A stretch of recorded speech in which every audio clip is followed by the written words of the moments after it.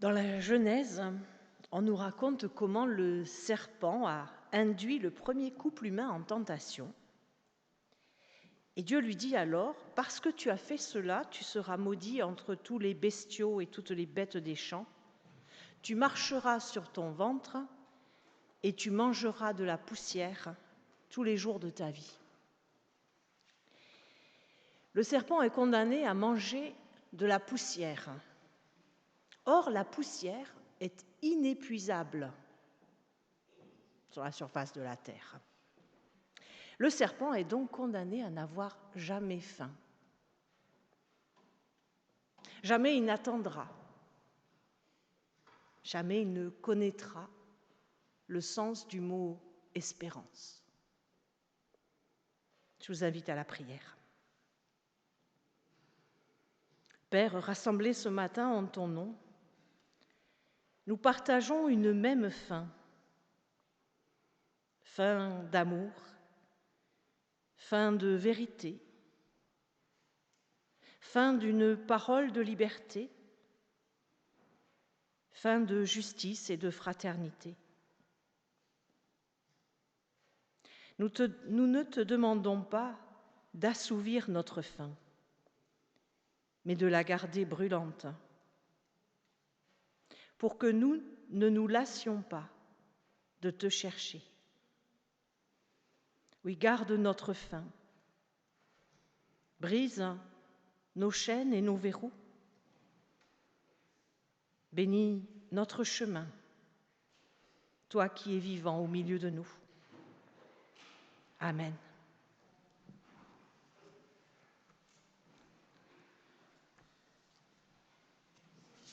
Oui, c'est... Ô Seigneur, dans mon cœur, je t'écoute. Ta parole est une lampe sur ma route.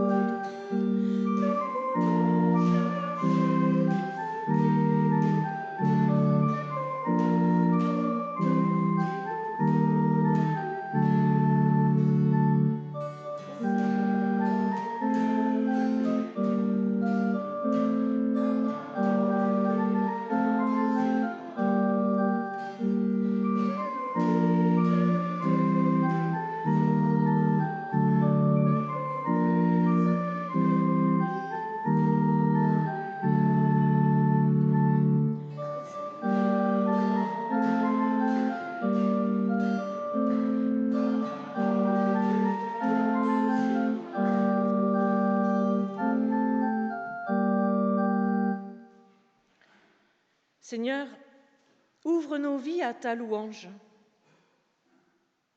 qu'elle puisse jaillir de nos cœurs aujourd'hui et chaque jour, qu'elle soit le témoignage de ta victoire sur toutes les dominations, sur toutes les servitudes qui veulent nous enfermer dans la morosité. Que ta louange éclate au travers de nos vies, qu'elle bouscule nos hésitations et nos paralysies, que ta louange nous fasse entrer en communion avec toute la création, avec tous nos frères et sœurs par toute la terre. Ouvre nos lèvres, Seigneur, et nous publierons tes louanges. Amen. Et je vous invite à chanter le psaume 101, et nous chanterons les 5 strophes parce qu'elles ne sont pas très longues.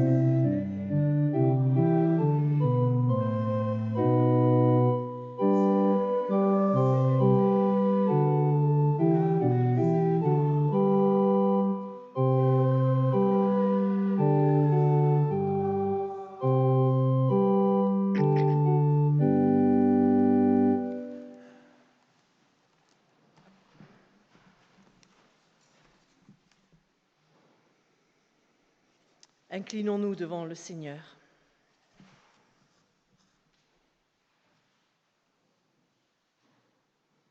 C'est lorsque la vie est menacée que nous prenons conscience de sa beauté. Lorsque la liberté est en danger, que nous prenons conscience de notre chance. Lorsque la fraternité est compromise, que son urgence apparaît. Seigneur, pardonne-nous de perdre de vue si souvent l'essentiel. Pardonne-nous de perdre notre temps en brouilles inutiles, en reproches futiles, en débats stériles. Quand le monde a tant besoin que nous mettions toutes nos forces à poursuivre ton œuvre d'amour. Donne-nous d'éprouver dans nos vies la joie de ton amour toujours offert pour renouveler notre existence. Père, nous te remettons nos vies, nos inquiétudes,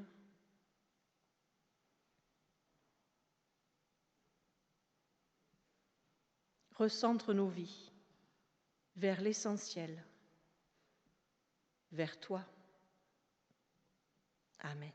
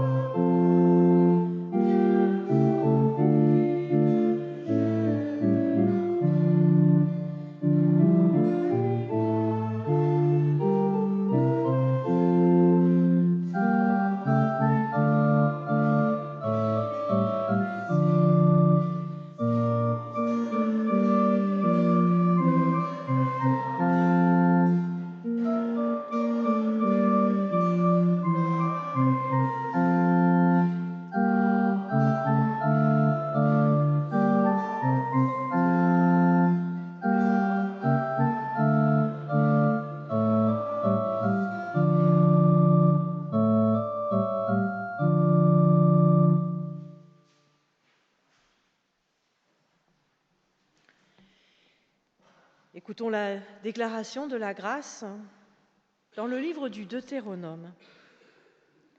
Si tu cherches le Seigneur ton Dieu, de tout ton cœur et de toute ton âme, tu le trouveras. Oui, tu reviendras au Seigneur ton Dieu, tu l'écouteras. Le Seigneur est un Dieu qui donne naissance. Il ne t'abandonne pas, il n'oublie pas l'alliance qu'il a jurée à tes pères. Chantons notre reconnaissance.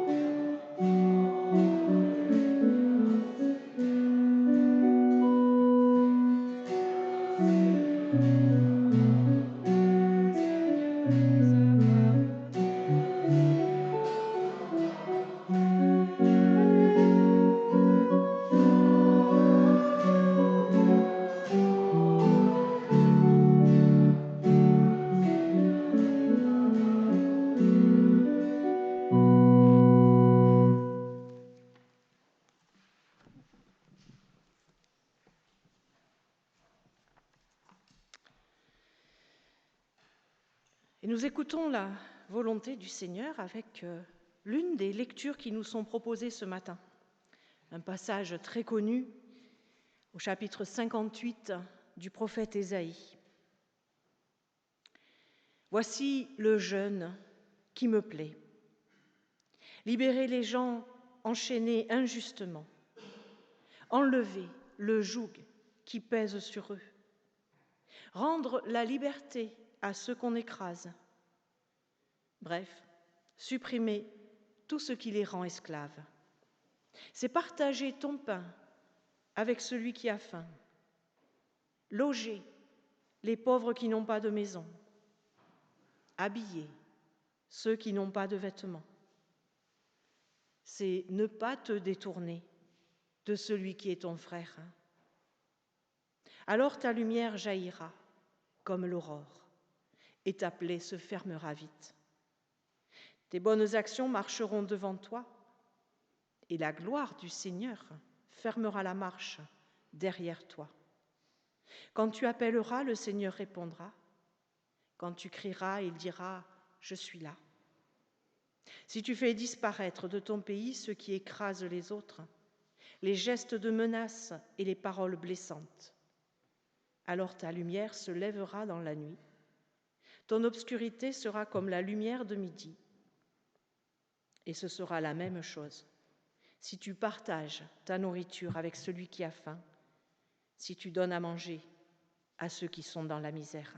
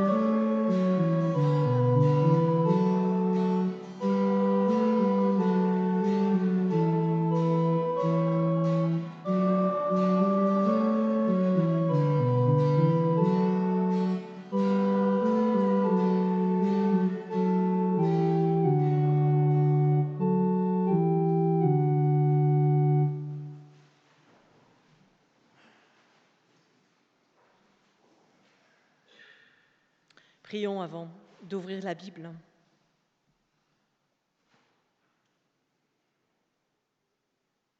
Seigneur, que ta parole reste en nous, qu'elle fasse venir sur nos lèvres les mots qui répandent la bienveillance. Que ta parole reste en nous et qu'elle fasse naître de nos mains des actes qui construisent la paix. Que ta parole reste en nous et qu'elle nous garde reliés à ton amour. Amen.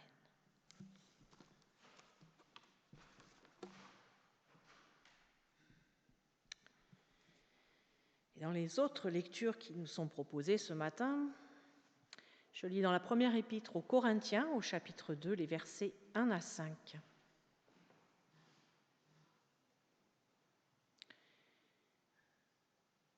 Moi-même, frères et sœurs chrétiens, je suis venu chez vous pour vous annoncer le projet caché de Dieu.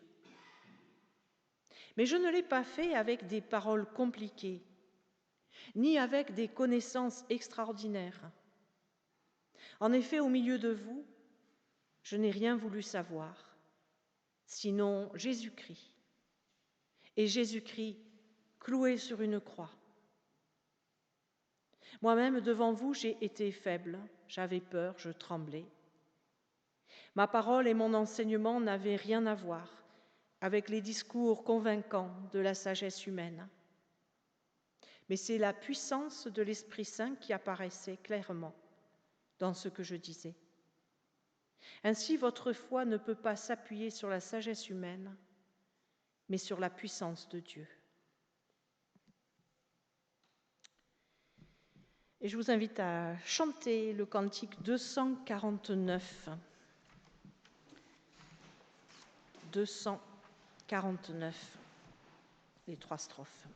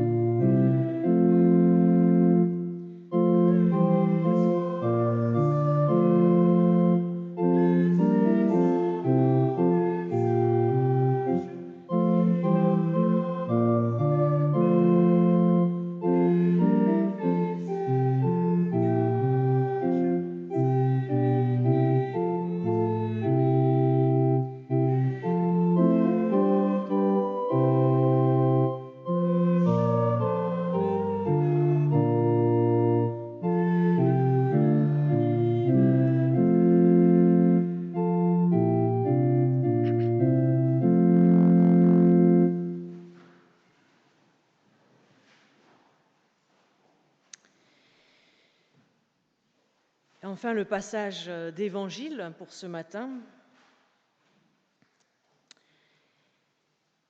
chez Matthieu au chapitre 5, les versets 13 à 16. Vous êtes le sel de la terre. Mais quand le sel perd son goût, comment lui rendre son bon goût ? Il ne sert plus à rien. On le jette dehors et les gens marchent dessus. Vous êtes la lumière du monde. Quand une ville est construite sur une montagne, elle ne peut pas être cachée. Et quand on allume une lampe, ce n'est pas pour la mettre sous un seau. Au contraire, on la met bien en haut. Et elle brille pour tous ceux qui sont dans la maison. De la même façon, votre lumière doit briller devant tout le monde. Alors les autres verront le bien que vous faites. Ils pourront chanter la gloire de votre Père qui est dans les cieux.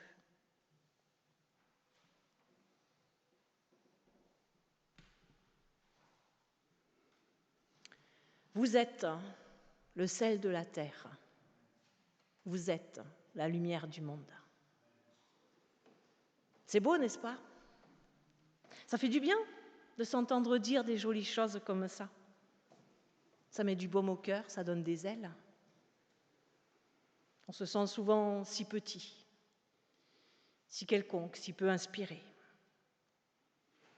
On a si souvent le sentiment de tourner en rond dans notre vie. Et voilà que Dieu lui-même nous dit tout bonnement, vous êtes le sel de la terre, vous êtes la lumière du monde. Rien que ça. C'est même pas un conseil, une exhortation ou un ordre, soyez. Non, Jésus dit, vous êtes. C'est un constat. À partir du moment où on écoute sa parole, on est sel et lumière. Au passage, remarquons que Jésus leur dit, vous êtes sel de la terre, vous êtes lumière du monde. Ce qui compte, c'est la terre, le monde. Le sel, la lumière ne comptent que par rapport à la terre et au monde. En nous disant que nous sommes sel et lumière, Jésus nous met en situation missionnaire. Il nous dit, vous qui recevez mes paroles, vous devenez par cela même sel et lumière pour ce monde. Votre présence lui est indispensable. Ce qui revient à dire que l'Église n'existe pas pour elle-même, elle existe pour le monde. Mais qu'est-ce que ça veut dire? Pourquoi le sel et la lumière? Nous sentons bien que ces deux choses font partie des choses élémentaires et indispensables. La lumière, c'est d'une telle évidence, on n'a pas besoin d'en dire grand-chose. Tellement indispensable que c'est même la première chose que Dieu crée tout au commencement, comme le raconte la Genèse. Dieu dit que la lumière soit, et la lumière fut. Oui, chacun sait combien la lumière est nécessaire à la vie. Elle permet la croissance des plantes, elle agit sur notre humeur, elle représente la vie, la joie, la confiance. Pour le sel, c'est un peu moins évident, surtout pour nous, parce qu'on nous rabâche beaucoup qu'il ne faut pas trop saler. Mais pourtant, le sel est nécessaire, avec mesure. À l'époque de Jésus, vous le savez, il n'y avait pas de frigo, et le sel permettait de conserver les aliments. Et la Bible parle d'une alliance de sel pour décrire l'alliance que Dieu contracte avec son peuple, avec nous. Ça signifie une alliance qui dure, qui se conserve, qui ne se gâte pas. Le sel, c'est aussi bien sûr ce qui donne du goût au plat. Quand on l'oublie, c'est un peu fade.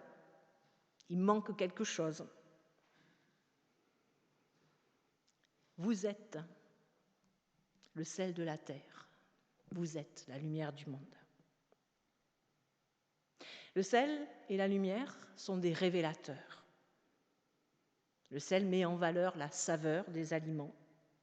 La lumière fait connaître la beauté des êtres et du monde. Les aliments existent avant de recevoir le sel. Les êtres, le monde existent avant d'être éclairés. Et ça aussi, ça en dit long sur la mission que Jésus confie à ses disciples, qu'il nous confie. Personne n'a besoin de nous pour exister. Mais apparemment, nous avons un rôle spécifique à jouer. Le sel fond dans le plat, il disparaît. Il se mélange si bien qu'on ne le retrouve plus, mais c'est lui qui exauce la saveur. Dans nos activités quotidiennes, dans nos engagements, nous sommes souvent mélangés avec d'autres. On peut difficilement dire ici c'est l'œuvre des chrétiens et là celle des autres. Nous sommes avec les autres, agissant avec eux. Mais attention, dit Jésus, le sel qui perd sa saveur sera foulé aux pieds. Alors, quelle est la saveur chrétienne? Peut-être est-ce d'apporter un goût d'amour, de foi, d'espérance? Oui, Jésus nous invite, je crois, à apporter un goût spécial dans le monde, tout en faisant notre travail comme les autres, tout en vivant comme tout le monde. Rappeler par notre présence, par notre exemple, que Dieu donne une saveur particulière à la vie. Oui, la saveur chrétienne, elle vient de notre lien avec Jésus-Christ. Vous êtes la lumière du monde. Vous avez à manifester visiblement votre foi, à vous révéler chrétien. Notre action peut être discrète et muette, mais elle peut être aussi lumineuse comme la lampe sur le chandelier, comme le village sur la montagne, que l'on voit de toutes parts. Nous avons parfois du mal à nous dire chrétiens, à témoigner de notre foi. Nous craignons le regard des autres, leurs remarques, leurs moqueries. Et pourtant, les chrétiens ont su porter des engagements forts au nom de leur foi. La liste serait longue si on devait la faire dans le domaine social, éducatif, médical, etc. Être la lumière du monde, c'est se mettre au service de nos frères, comme l'a rappelé le prophète Ésaïe, de façon très concrète. Partager le pain, les vêtements, faire tomber les obstacles qui empêchent d'être libres. Oui, ce qui nous différencie, ça n'est pas de nous engager, d'autres le font aussi. Ça n'est pas non plus notre manière de faire, notre manière de travailler, d'autres travaillent aussi. Et la foi ne donne pas de compétences particulières. Mais ce qui peut nous différencier, c'est ce qui nous motive, ce qui nous inspire, ce qui est au fond. C'est cela le sel et la lumière. Pas nos bons sentiments, pas un humanisme ou une philosophie, non. Ce qui nous inspire, c'est une personne. C'est Jésus-Christ. Et c'est en restant branchés sur lui que nous serons sel et lumière, que nous resterons sel et lumière, en étant liés à lui par la prière, par l'écoute de sa parole. Nous pourrons découvrir les lieux dans lesquels il nous appelle à nous engager, à travailler, à agir, pour que la lumière luise dans notre vieux monde, pour que nos frères et sœurs en humanité trouvent le goût de la vie. Oui, que l'Esprit du Christ nous guide et nous éclaire, pour que nos vies transmettent la lumière de Dieu, la saveur de l'amour, de la foi, de l'espérance, et que beaucoup puissent rendre gloire au Père qui est dans les cieux. Amen.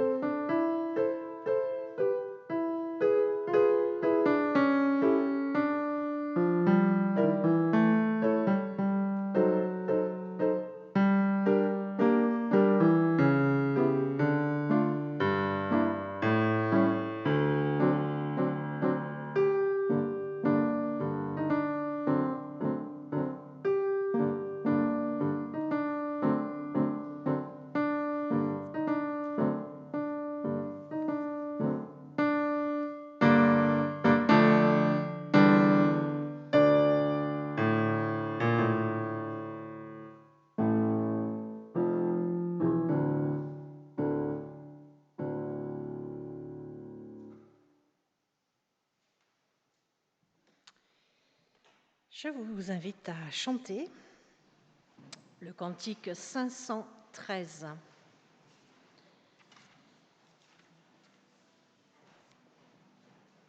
Les 3 strophes.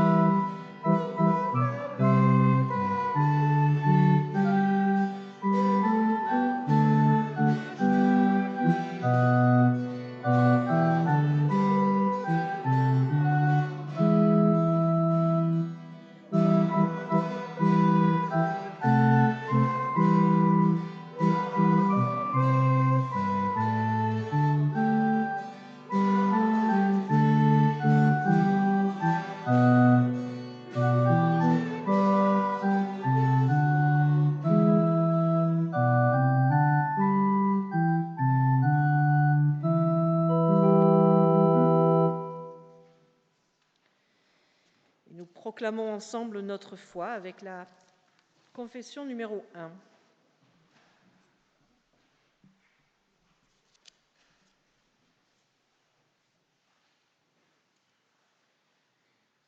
Nous croyons en Jésus-Christ, le Fils unique de Dieu, qui s'est fait homme pour que nous ayons pardon, joie et salut. Nous croyons qu'il est mort et ressuscité pour nous donner la victoire sur la mort et l'assurance de notre résurrection. Nous croyons qu'il viendra dans la puissance et la gloire, comme il est venu dans la faiblesse et l'humilité. Par lui, nous croyons en Dieu, notre Père, qui nous prend pour ses enfants et nous aime, comme il aime Jésus-Christ. Nous croyons en l'Esprit Saint, qui agit en notre esprit et nous atteste que nous sommes enfants de Dieu, qui guide l'Église par sa parole et nous révèle la gloire de Jésus-Christ. Nous croyons l'Église universelle, visible et invisible, pécheresse et pardonnée. Nous croyons que nous sommes tous liés à Jésus-Christ.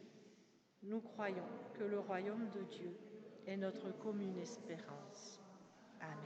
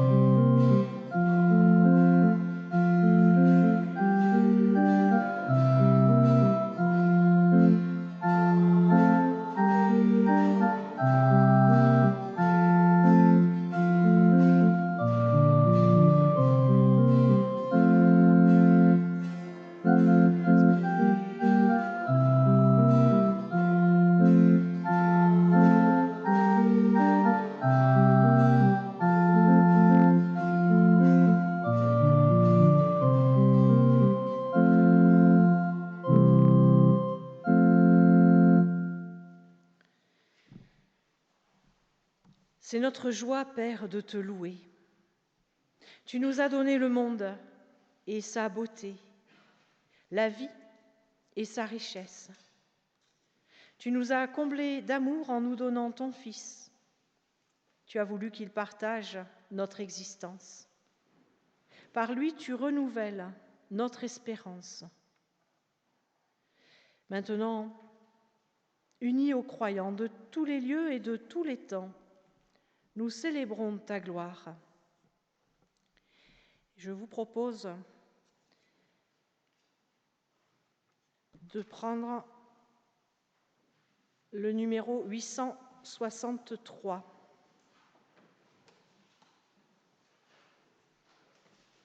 863.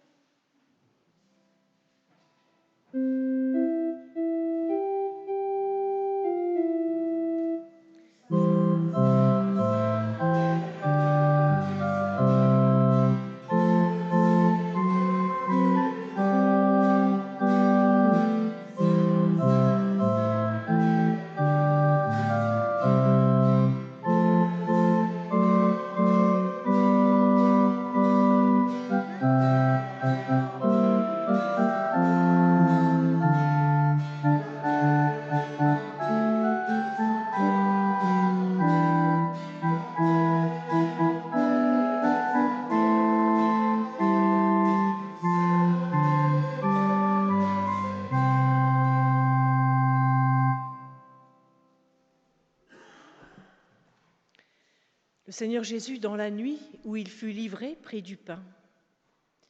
Après avoir rendu grâce, il le rompit et dit : « Ceci est mon corps, qui est donné pour vous.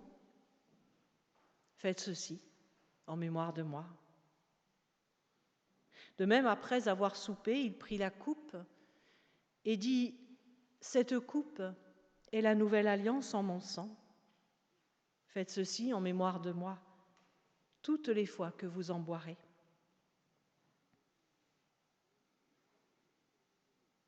Oui, Père, nous voici réunis ce matin pour partager le pain et le vin en mémoire de ton Fils.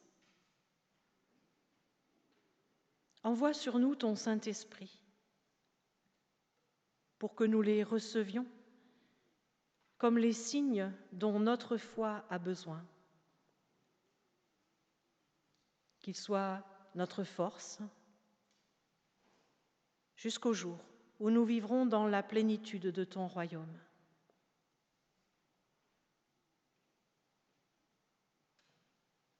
Et dans la confiance de tes enfants, nous te disons avec les mots que Jésus nous a enseignés, Notre Père, qui es aux cieux, que ton nom soit sanctifié, que ton règne vienne, que ta volonté soit faite sur la terre comme au ciel. Donne-nous aujourd'hui notre pain de ce jour. Pardonne-nous nos offenses, comme nous pardonnons aussi à ceux qui nous ont offensés. Et ne nous laisse pas entrer en tentation, mais délivre-nous du mal, car c'est à toi qu'appartiennent le règne, la puissance et la gloire, au siècle des siècles. Amen. Heureux les invités au repas du Seigneur, que celles et ceux qui reconnaissent en Jésus-Christ leur Seigneur et désirent partager son repas, viennent maintenant former le cercle autour de la table. Venez, car tout est prêt.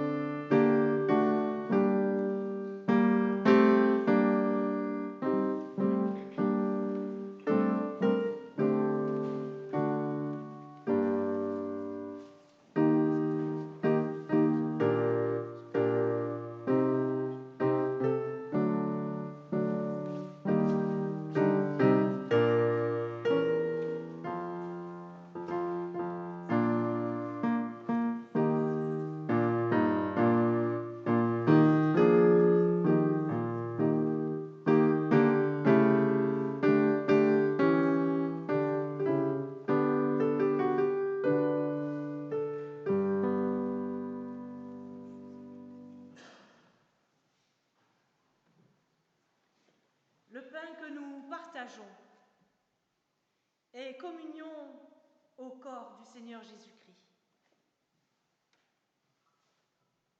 La coupe de bénédiction pour laquelle nous rendons grâce est communion au sang du Seigneur Jésus-Christ.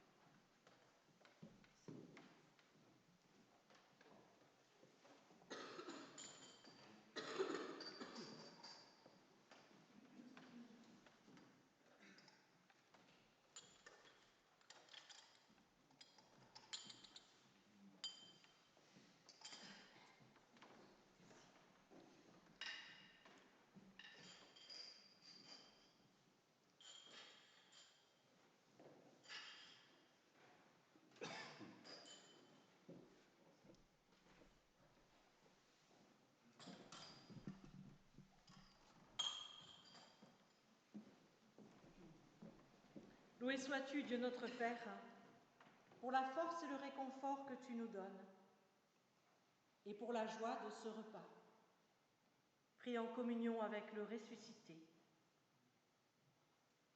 Loué sois-tu pour l'unité en un même corps de celles et ceux qui partagent le pain et le vin, et pour la venue de ton royaume.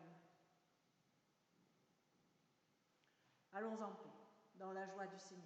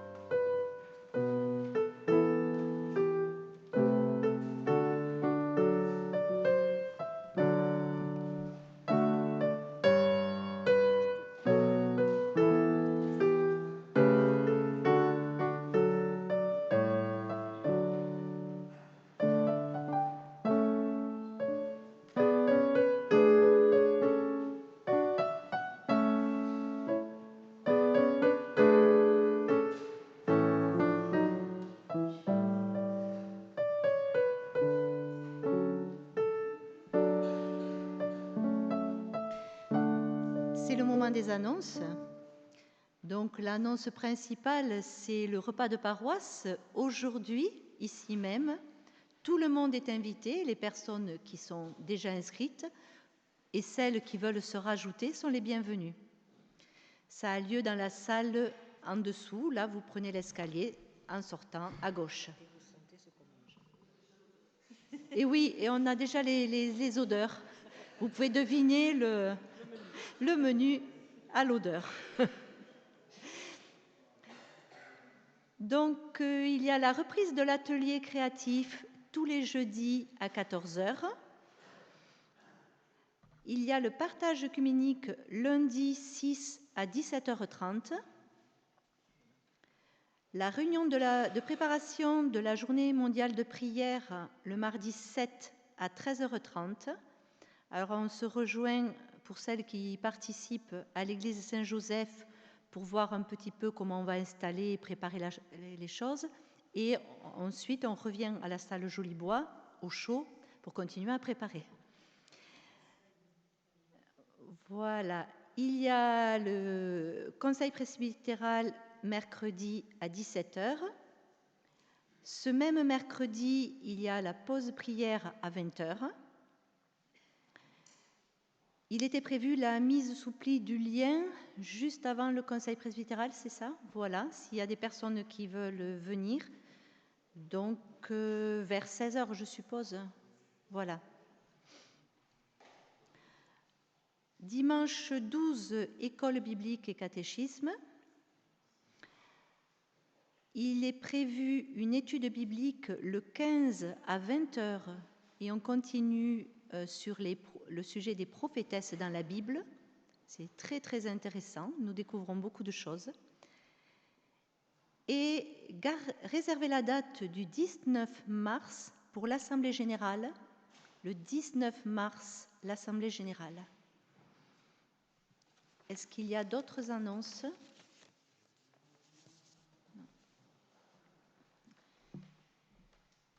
Eh bien oui, il y en a une, c'est que c'est maintenant le moment de l'offrande.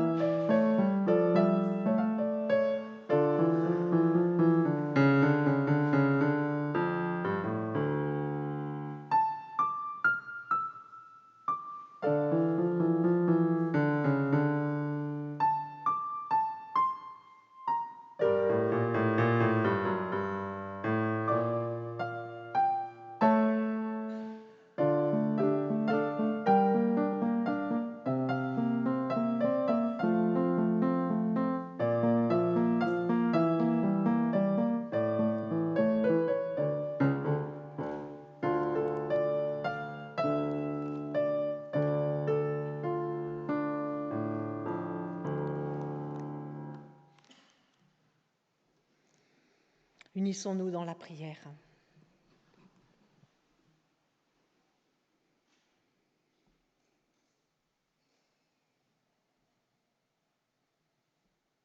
Seigneur, nous venons à toi dans la prière. C'est une manière de faire place en nous à un autre que nous-mêmes.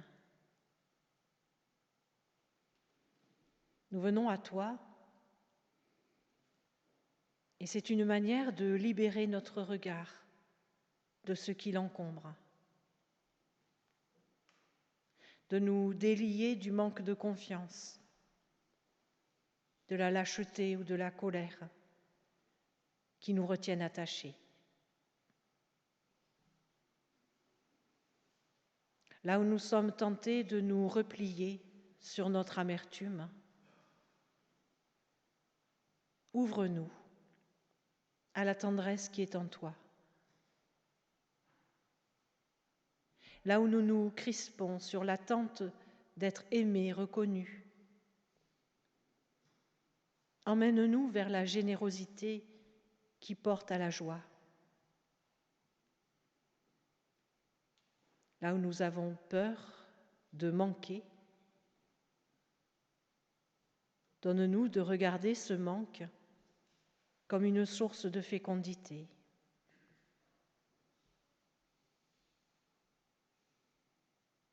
Notre prière, Seigneur, c'est aussi notre manière d'accompagner les situations douloureuses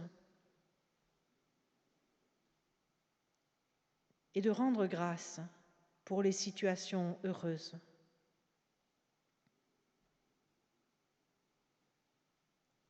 Dans nos cœurs, nous nommons devant toi ceux et celles qui vivent un temps d'éclatement, de remise en question, un temps de deuil ou de maladie.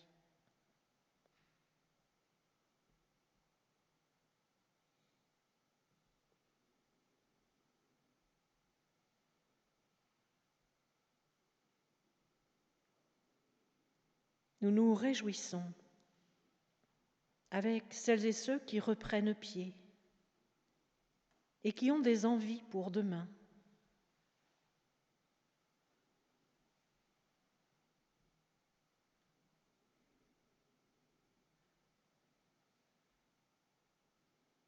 Garde-nous accueillants à ceux et celles qui cherchent leur voie et vivent leur foi autrement que nous.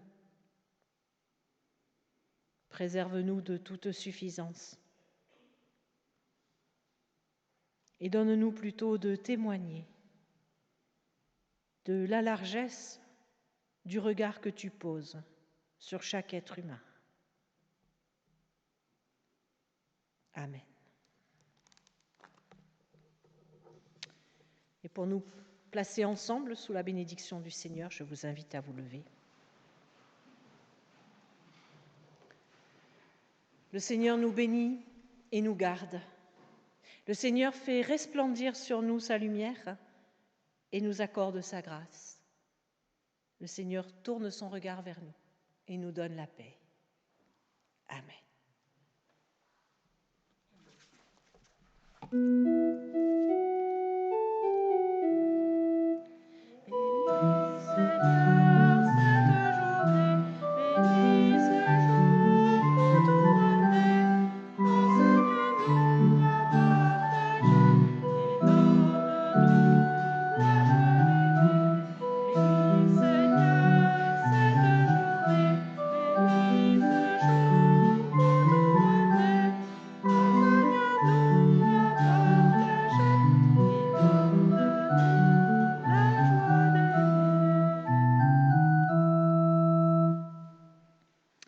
Bon dimanche à tous, mais on se retrouve en bas.